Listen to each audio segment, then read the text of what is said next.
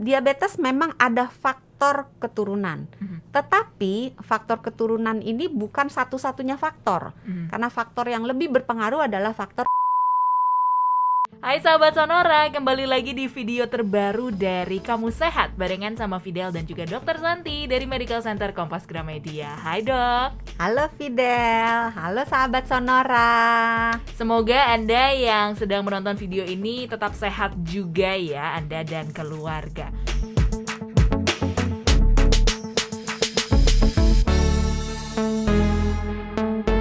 Di video kali ini kita akan menjawab pertanyaan-pertanyaan Anda di kolom komentar dari video-video sebelumnya tentang 5 makanan untuk menurunkan gula darah. Karena kayaknya masih banyak nih dok yang penasaran tentang cara menurunkan gula darah. Kita jawab satu-satu ya dok? Boleh. Boleh banget. Ada Ibu Lena.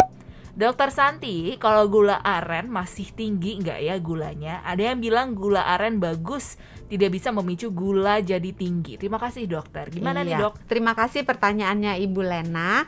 Sebetulnya gula aren itu kita sebutnya gula Jawa, betul? Betul. Nah, gula aren atau gula Jawa itu sama-sama mengandung gula.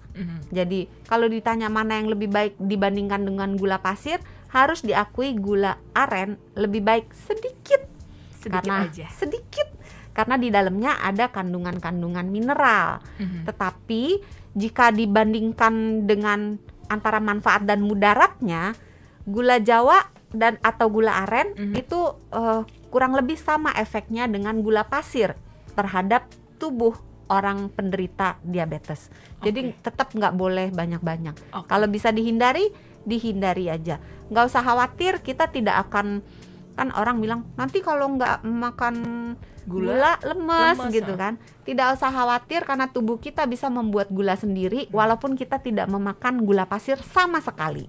Oke, berarti salah juga ketika dikatakan gula aren atau gula Jawa itu tidak bisa memicu gula atau kadar gula dalam tubuh meningkat gitu. Iya, salah dia ya. Karena kandungan gulanya cukup banyak, pasti Sama naik aja nanti. Oke, pertanyaan berikutnya dari Yolanda Rosita. Mau nanya dok, kalau masak dikasih kecap, apakah bikin gula darah naik? Gimana nih dok? Iya, terima kasih pertanyaannya Ibu Yolanda. Pemberian kecap dihitung sebagai penambahan gula. Apalagi kecapnya kecap manis ya. Ini kita bicara kecap manis ya. Nah, kecap manis di dalamnya ada gulanya. Sehingga pemakaian yang berlebihan itu bisa memicu naiknya kadar gula. Tapi kalau cuman kecapnya seputeran gitu doang nggak apa-apa. Sedikit aja lah ya. Sedikit aja nggak apa-apa. Oke, jadi silahkan dikonsumsi asal masih ada di taraf yang normal gitu ya dok? Iya, jangan sampai lebih dari 1 sendok misalnya. Kalau berlebihan tentunya akan memicu kenaikan gula darah juga karena di dalam kecap manis ada gula pasirnya. Baiklah, ini pertanyaan berikutnya menarik nih dok, dari Nila Ayu. Kalau misalnya sudah mengonsumsi nutrisi khusus diabetes kayak beberapa merek gitu dok, nah untuk menjaga gula darah terus konsumsi makanan yang bisa nurunin gula darah yang dokter rekomendasikan, nanti bisa drop nggak dok gulanya? Iya, terima kasih pertanyaannya Ibu Nila Ayu. Betul. Nah, makanan atau nutrisi untuk penderita diabetes itu sebetulnya sudah lengkap. Walaupun dia menaikkan gulanya tentu hanya sedikit karena memang dirancang komposisinya khusus untuk penderita diabetes. Nah, minuman penurun kadar gula darah seperti yang di video sebelumnya, seperti misalnya kayu manis, cengkeh dan sebagainya itu memang bisa menurunkan gula darah. Apakah bisa turun sampai drop atau tidak? Setiap orang mempunyai sensitivitas yang berbeda-beda.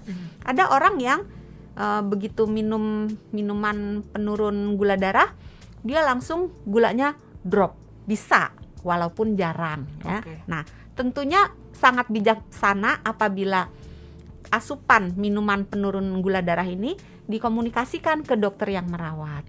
Jadi dokternya nanti bisa, karena kalau pasien-pasien diabetes biasanya dengan dokternya itu punya hubungan yang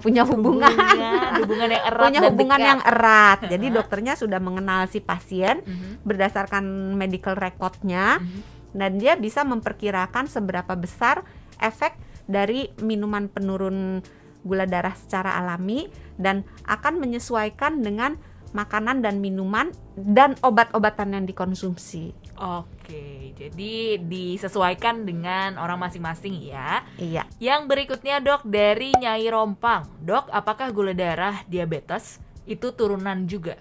Iya, terima kasih pertanyaannya Ibu Nyai Rompang. Diabetes memang ada faktor keturunan.